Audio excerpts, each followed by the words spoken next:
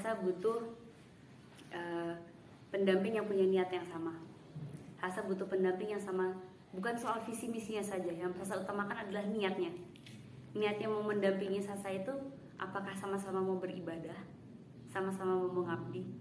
Kalau memang niatnya sama-sama mau mengabdi, mau beribadah, itu satu berarti sudah checklist. Yang kedua, soal partai politik atau soal apa, itu Sasa jujur Sasa tidak ada.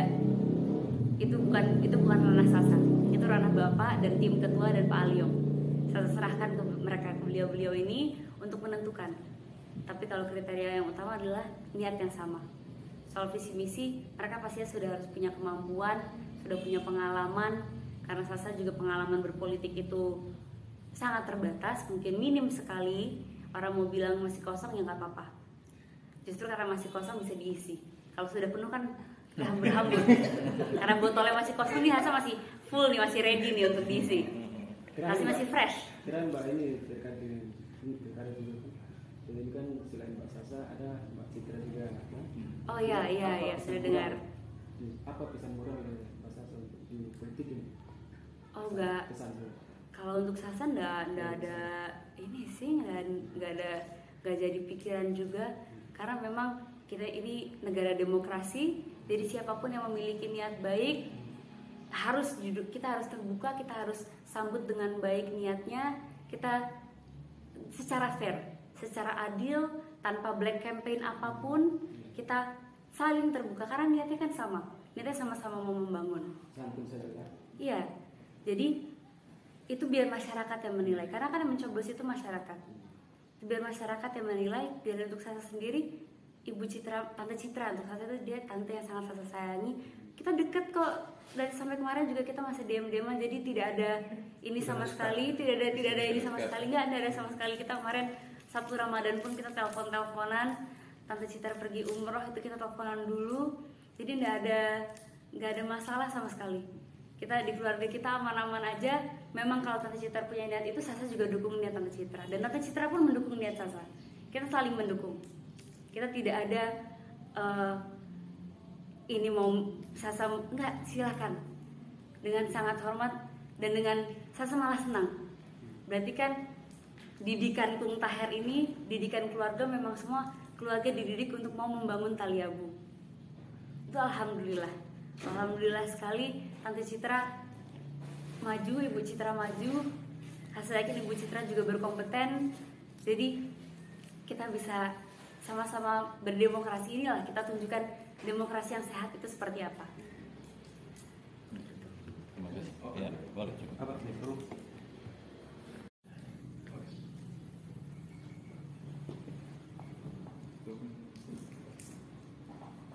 Oke, pertama dari sisi pendidikan. Sisi pendidikan dulu, oke. Sasa itu kebetulan lahir di Cilacap, Jawa Tengah, karena memang itu kampung halaman ibu. Jadi Sasa lahir di Cilacap, Sasa mulai sekolah itu di Cilacap pertama, lalu sempat itu TK di Manado. Waktu itu papa pindah ke Manado, ada kerja di Manado.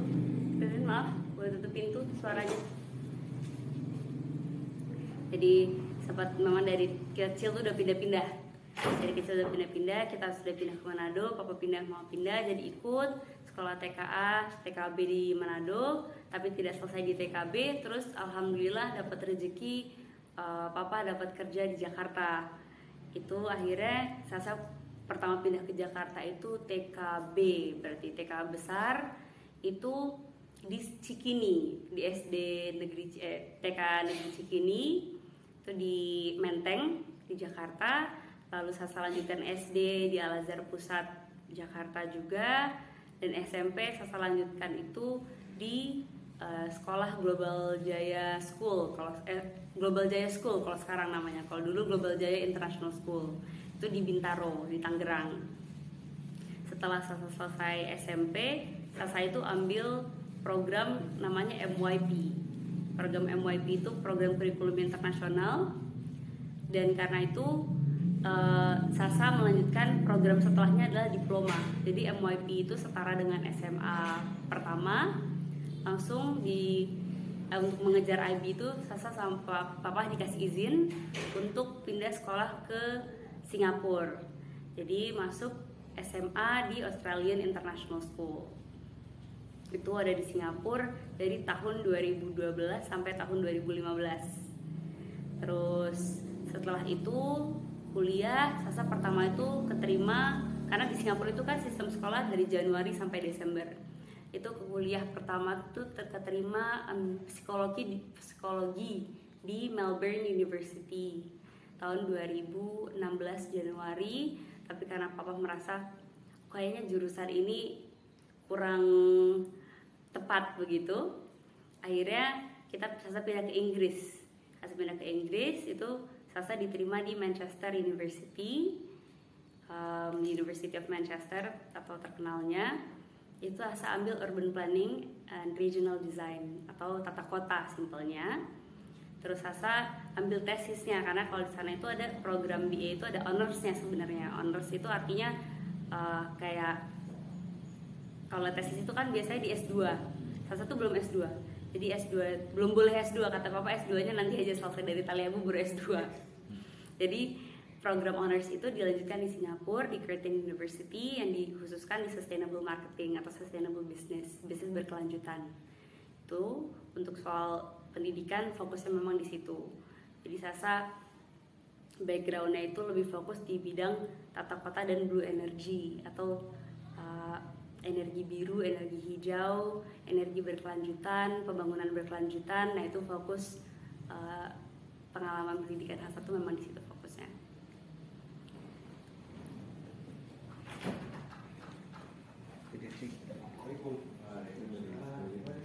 Terus mungkin ada pertanyaan berikutnya. Sasa harus pulang kampung di kampung kecil. Sebenarnya motivasi pertama itu nanti ada video di Instagram Sasa, mungkin boleh dibantu share juga. Bapenu di selatan itu tempat yang menjadi sejarah saksi hati Sasa bergetar pertama itu 2016. Sasa kesini sambil menunggu masa liburan. Sasa masih umuran berapa berarti? 20 tahun, baru 20 tahun, 20 tahun itu saat di Bapenu. Oh ada 21 karena bulan Juni, Agustus lah pokoknya tuh warna Taliabu, kegiatan pertama warna Taliabu. Itu Sasa mengajar di Bapenu. Lalu di desa Bapenu itu di SMP kelas 2 waktu itu Sasa cuma berempat bawa teman dari Jakarta. Melihat pendidikan di Indonesia ini, terutama pendidikan kreatifnya, dari sisi kreatifnya ini sangat kurang. Sedangkan globalisasi, di era globalisasi yang sudah terjadi ini, yang paling penting dan yang diutamakan adalah kemampuan berkreasi, kemampuan berpikir, berimajinasi untuk akhirnya bisa berdaya saing. Dan melihat pendidikan di sini yang dialami anak-anak di sini itu beda sekali dengan apa yang Sasa pelajari di Singapura. Ketimpangan itu yang Sasa rasakan langsung, Sasa lihat langsung, yang membuat itu menjadi motivasi pribadi bahwa oh kok sedih banget ya, kayak anak-anak di Taliabu nih, murid-muridnya kalau ditanya cita-citanya apa, mereka itu oh ya guru, polisi, mau jadi tentara, atau mereka mau jadi dokter. Mereka maksudnya oke, itu penting. Occupation atau pekerjaan-pekerjaan itu penting sekali. Itu karir dan peluangnya itu banyak, besar sekali, dan itu sangat dibutuhkan. Tapi di era global ini kan sudah banyak juga peluang-peluang lain. Jadi jangan sampai mereka merasa oh kalau saya tidak berhasil menjadi dokter, berarti mimpi saya tidak tercapai dan akhirnya selesai di situ. Padahal ada opsi-opsi lain. Dan anak-anak ini saat saya tanya, oh kenapa nggak ada yang mau jadi presenter TV? Kenapa kok nggak ada yang mau jadi pembawa acara di media gitu, atau misalkan mau jadi musisi, atau mau jadi